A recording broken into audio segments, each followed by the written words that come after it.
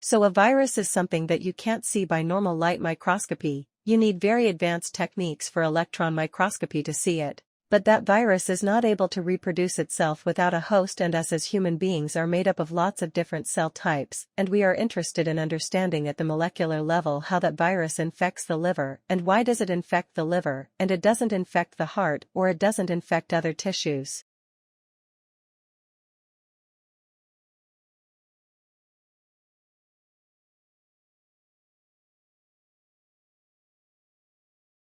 Okay, so let's have a quick summary, because we've galloped through a bit of philosophy here. I've suggested that we're rationally required to do what morality requires of us, so it's a reason that tells us what we should and shouldn't do.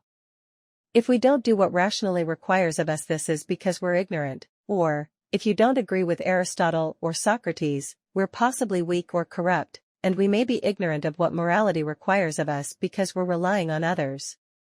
So what's all this got to do with climate change?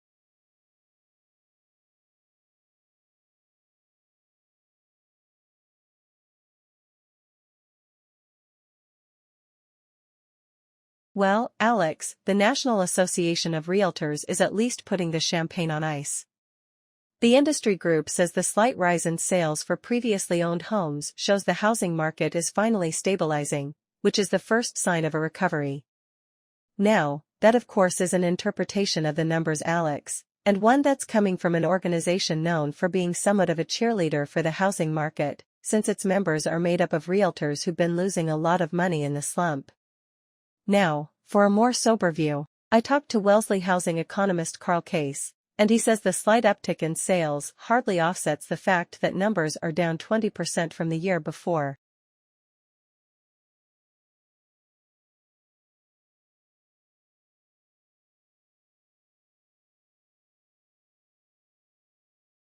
Financial markets swung wildly yesterday in frenzied trading market by further selling of equities and fears about an unraveling of the global carry trade.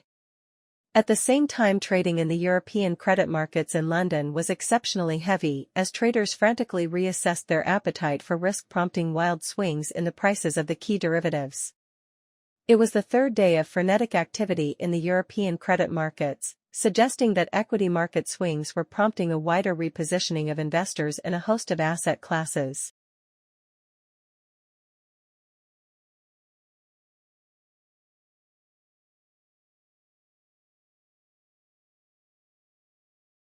Daniel Harris, a scholar of consumption and style, has observed that until photography finally supplanted illustration as the primary means of advertising clothing in the 1950s, glamour adhered less in the face of the drawing, which was by necessity schematic and generalized, than in the sketch's attitude, posture, and gestures, especially in the strangely dainty positions of the hands.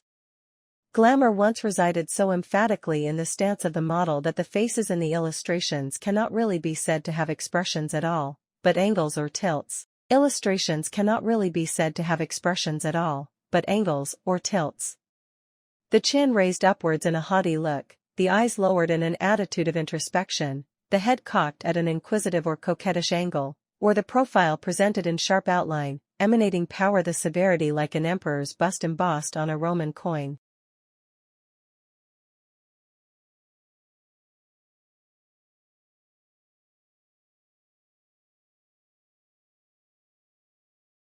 Emerald is defined by its green color. To be an emerald, a specimen must have a distinctly green color that falls in the range from bluish-green to slightly yellowish-green.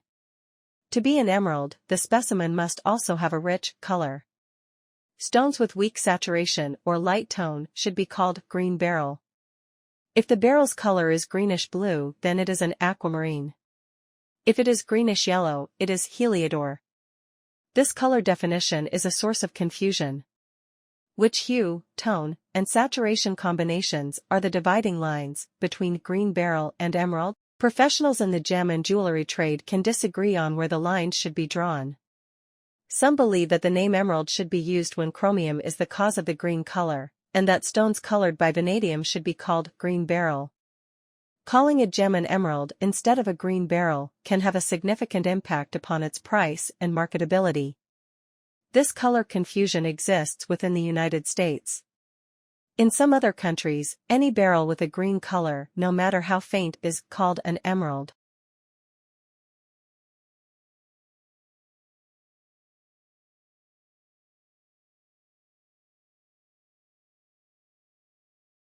Finally, we get a sneak peek of the world's largest interactive video installation that opens in London today.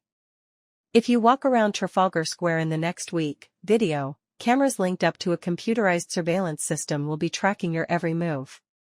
As you look down, one of over 1,000 animated portraits could appear in your shadow. These videos were created by people from across the UK who were asked to film themselves for 3 minutes doing something that best represents them. The installation can project up to 14 portraits in the space.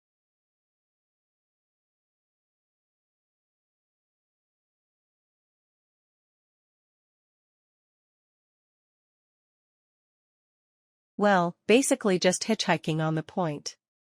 If you look at the customers at the Wall Street Journal, the basically financial news, financial people here are people who rely on sound, valid and tallied data to make investment decisions.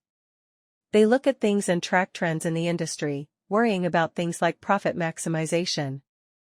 If they even suspected that political issues and ideological issues from the editorial page were going to start affecting the flow of valid financial information, if they even thought that ideological issues were going to affect their ability to understand investments and make sound decisions, they get very upset.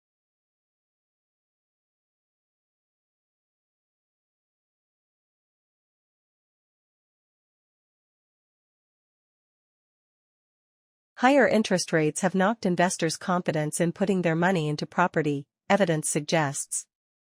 The insurance company Standard Life says that the rate rises since last summer have led more people to question the wisdom of property investment.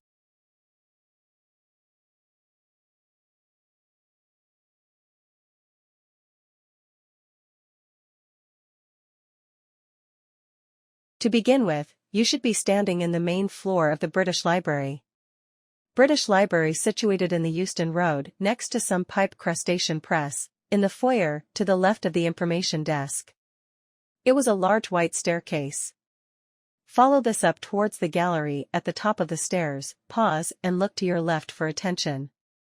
This is Robert Cotton, born in 1570, and died in 1631. Cotton was a member of Parliament, but he's mainly known as a great antiquarian collector of manuscripts.